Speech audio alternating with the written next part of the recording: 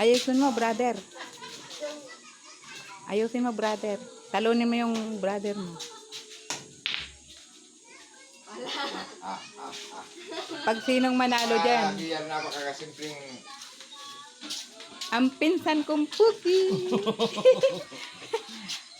Ay, si mama. Ang sarap ng... Ang dami daw doon. Tapos pupunta pa tayo kay Dima. Maraming nyog. Oo daw, naka-ready na daw. Mga nyog. Saka buko.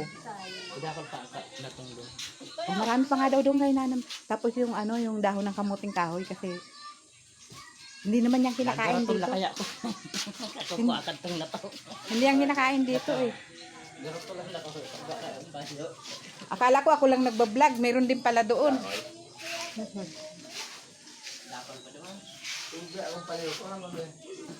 Inom pa.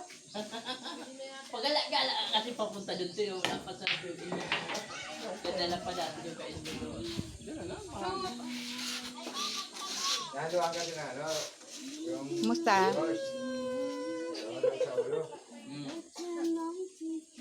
Back to Manila. This evening.